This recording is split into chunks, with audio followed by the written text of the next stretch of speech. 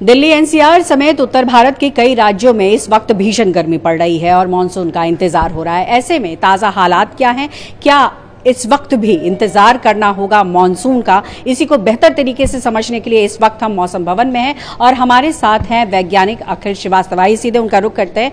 ताजा स्थिति देखकर ये समझ में आ रहा है कि गर्मी जो है लोगों को बहुत ज्यादा परेशान कर रही है, लेकिन आपके पास इसलिए पहुंचे हैं कि आप हमें ये बताएं कि बारिश होगी भी या नहीं, या फिर लंबा इंतजार करना पड़ेगा। देखिए, अगर हम उत्तर पश्चिम भारत के बारे में बात करें तो अभी की अच्छी खबर यही है कि अगले 2 दिनों के दौरान हमारा अनुमान यही है कि दक्षिण पश्चिम मानसून है उसकी कंडीशन अनुकूल बन रही है एडवांसमेंट के लिए, और ये अगले 2 दिनों के दौरान फेवरेबल कंडीशन बन सकती हैं इसके एडवांसमेंट की। उत्तर प्रदेश में जो बचा हुआ क्षेत्र है, बिहार, झारखंड का, मध्य प्रदेश का कुछ और क्षेत्र में, उत्तराखंड में, और उसके बाद के जो 3 दिन होंगे यानी आज से 4 से 5 दिनों के दौरान जो है इसका और अच्छा प्रोग्रेस हो सकता है, आगे बढ़ सकता है ये। और ये जो पश्चिमी हिमालय क्षेत्र है, मुख्य रूप से उत्तराखंड, हिमाचल प्रदेश, जम्मू कश्मीर, लद्दाख, इसके साथ साथ में जो साउथ ईस्ट राजस्थान का क्षेत्र है और गुजरात का भी क्षेत्र को में भी आगे बढ़ सकता है।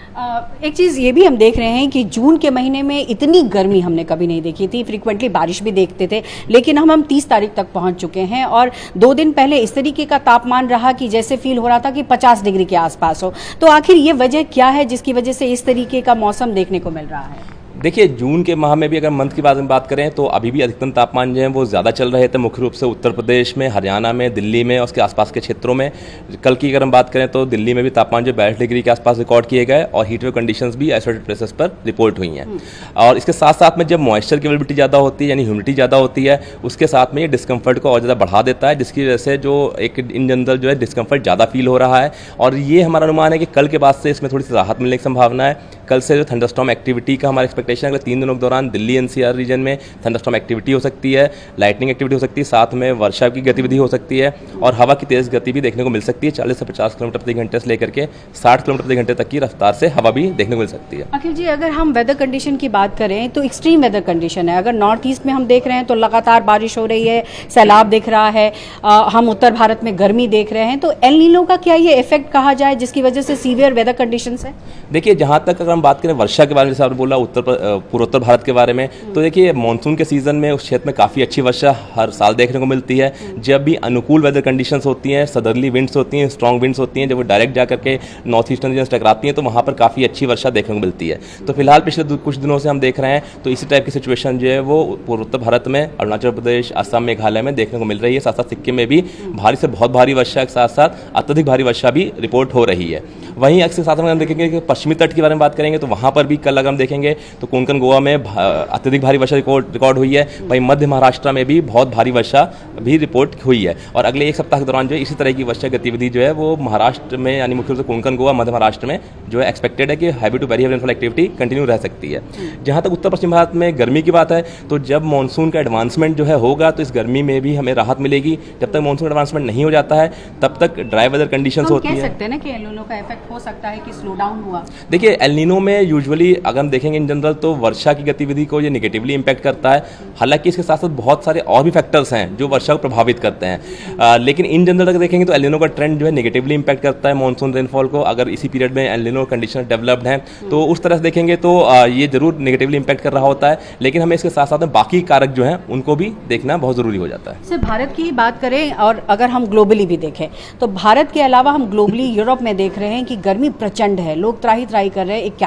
41 डिग्री सेल्सियस यूरोप में सुन पाना ही अपने आप में आश्चर्य लगता है। तो ये क्या है जिसकी वजह से इस तरीके से हम ग्लोबली देख रहे हैं?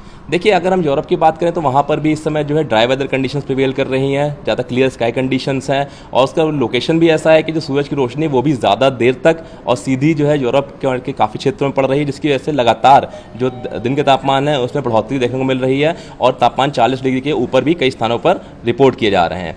वहाँ पर मुख्य रूप से हम देखेंगे तो जब गर्मी पड़ती है तो जब सूरज रोशनी पड़ती है तापमान बढ़ते हैं। एक कारक ये भी होता है, इसके साथ साथ में जो वेदर फीचर्स होते हैं, जैसे कोई एंटी साइक्लोन सर्कुलेशन अगर डेवलप हो गया है अपर ट्रोपोस्फेयर में, यानी कि सतह के ऊपर, और उसकी वजह से सबसिडेंस मोशन होता है, यानी कि जो हवा होती है उसको नीचे की तरफ मूव करती है, जिसकी वजह से हवा में कंप्रेशन होता है और वो भी एक वार्मिंग जनरेट करता है। तो इस तरह के जो कारक हैं वो इस समय यूरोप के ऊपर जो है एक्ट कर रहे हैं, जिसकी वजह से वहाँ पर लगातार आप देख रहे हैं कि अधिकतम तापमान जो है वो बढ़ते हुए दिख रहे हैं। और जब इस तरह की ब्लॉकिंग कंडीशंस बनती है जहाँ पर हाई प्रेशर सिस्टम या एंटी साइक्लोन सर्कुलेशन डेवलप होते हैं, तो ये कुछ दिनों तक अपने पोजीशन को मेंटेन रखते हैं, जिसकी वजह से कई दिनों तक इस तरह कंडीशन जो है कंटिन्यू रह सकती हैं। अंतिम सवाल करूंगी, कई सालों का रिकॉर्ड टूटा है, ऐसी जानकारी आ रही है, क्या ऐसा है क्या, और इसकी वजह क्या है कि इतने सालों बाद इस तरीके की सिचुएशन देखने को मिला है? देखिए, अगर आप बात कर रहे हैं यूरोप की, तो देखिए उसके लिए तो डेटा को एक बार फिर से देखना पड़ेगा कि वहाँ पर कितने साल से इस तरह कंडीशन बन रही है। लेकिन जो इस तरह का ब्लॉकिंग हाई फीचर है, ये पास्ट में भी देखा गया है कि इस तरह के ब्लॉकिंग हाई फीचर्स बनते हैं तो एक पर्टिकुलर एरिया पर एक एंटी साइक्लोन सर्कुलेशन या हाई प्रेशर एरिया डेवलप होता है,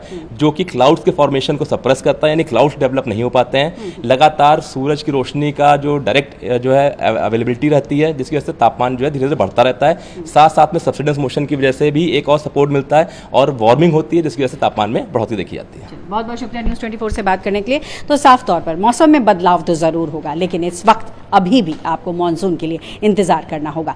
कैमरा पर्सन राणा अविनाश के साथ पल्लवी झा, दिल्ली, न्यूज़ 24।